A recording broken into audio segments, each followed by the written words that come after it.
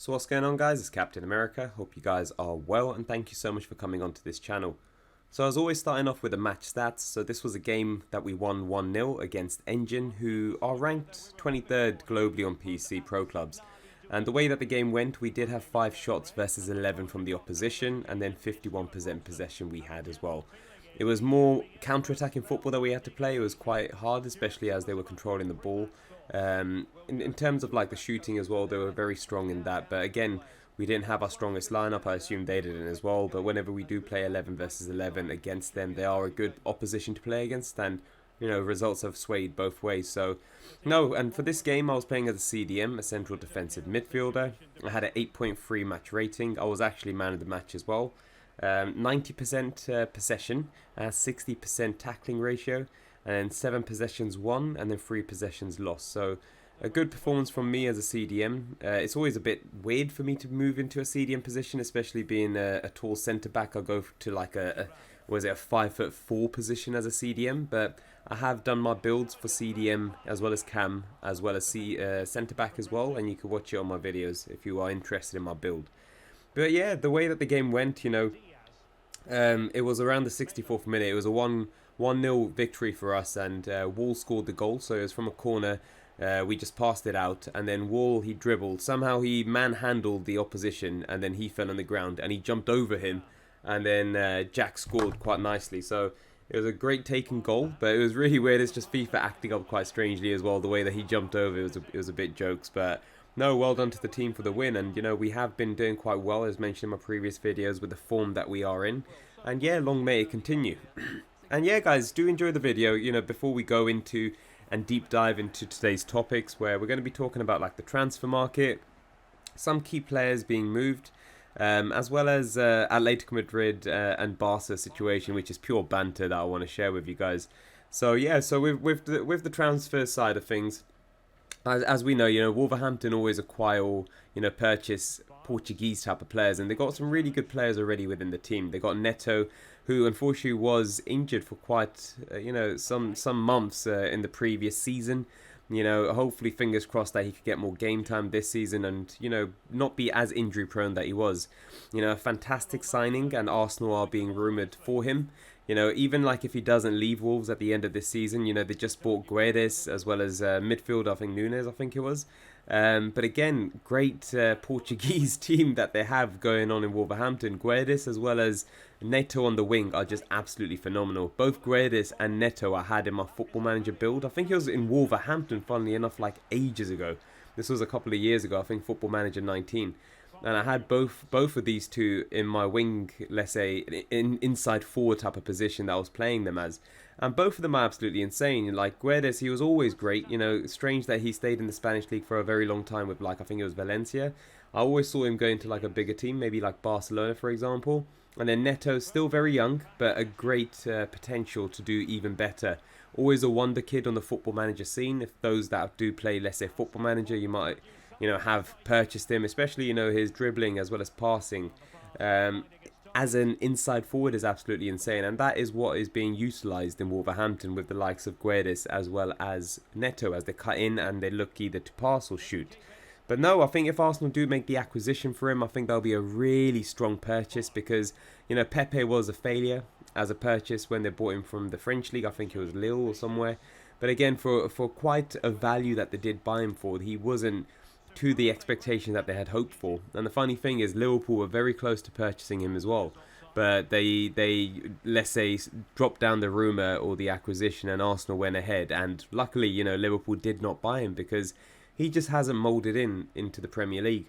His game time over the past couple of seasons now has been severely restricted, so I do see him leaving, and then hopefully if that is the case, then Neto might move across, and it's a rumour that they're very strongly going for, and again, a very youthful signing for Arsenal, and that it's just something I love about Arsenal, man. Like, they've adopted that youth policy, both with their transfers as well as their first team players are all very youthful. So, you know, it's something like I do with my Football Manager build. Going with the youth, starting off like purchasing them around like 15, 16, having them as a first team player for like either 18 to 19 years, and then letting them go when they're 24, 25. So I do quite well with those. But no, GG's to Arsenal, and fingers crossed that does go through. If not, then I'll be more than happy to have him at Liverpool, man, because, you know, as we saw in the past game, you know, it just shows how instrumental Mane was at Liverpool. You know, he's done fantastic at Bayern Munich now. I think he's played 4 games and he scored 4 goals. The recent game was against Bochum. I think it was 7-0 that they just absolutely demolished them. But again, a great asset for Bayern Munich, but a massive loss for Liverpool. I've always said it, like, Mane has always been a greater and bigger player than Salah. Salah, unfortunately, is very restricted down the wing, and he's always got a very similar playstyle. But you got Mane, on the other hand, that's very aggressive, very physical, and, you know, he does so much on the pitch, and that's something that has been shown now for Liverpool. We don't have that strength, that possession, or that flexibility to, you know, do well. Unfortunately, we haven't been doing well. But no, let's see how that goes. But yeah, Salah, I don't know, if he needs to leave as soon as possible, so at least Neto could come on and, you know, be utilised in that position. But no, I think Salah, he's got another 2-3 good seasons with Liverpool. I'm seeing another 2 more after this, and then he's going to leave to, I don't know, another club. I just don't see him being practical in the Liverpool side of things. But again, his play style has slightly changed. He's looking at more of like the passing as well as assisting that he never really much done within, let's say, Liverpool when Mane was always there. It was always that, let's say, fight that they had going on. And of course, people were saying that they're not fighting. Even they were saying that they were not fighting. But, you know, we did see it one time when Mane got substituted and Salah could have passed to him, but he went on and shot and Mane was completely free. So, no, I hear the frustration, but nah, I do miss, let's say, Mane. I think let's see how Liverpool do without him, but it's been a struggle so far. And then just moving over to some Chelsea transfer interests, and, you know, they've been very much rumoured quite actively throughout this entire transfer market, but we've seen Barcelona poach majority of the players, which is pure class. So talking about signings, they're looking at the left winger or attacking midfielder, let's say, who is Anthony Gordon, who plays for Everton, who's been brought up from the Everton youth, from what I was seeing. You know, a great, you know, player that's been starting quite regularly as a youthful signing, that would be. The only thing is, yes, he's quite limited to the left wing as well as attacking midfielder. I don't know how he's going to be playing as a centre forward, and that is a position that they still have not acquired a player for. I don't know if, you know, Ronaldo's going to be moving across, especially as he did play on the bench. He was on the bench. Play on the bench. He was on the bench with Maguire versus Liverpool, and then he did, of course, come on later on. But again, his time at Manchester United is now very limited. So if they do go for Anthony Gordon, yes, he's on that left-sided position, but he's also got like Sterling on that position that they've just bought. So will Sterling or Gordon move into that central forward position, because Havertz has been absolutely rubbish in that centre forward position, and that's not his ideal position. He needs to be behind that striker where he could, you know, run through, pass, or whatever the case is. His shooting abilities, unfortunately, have been quite lacking. And I've seen some really good opportunities and he's just scuffed it, like on the line, not even on the line, but close to the line.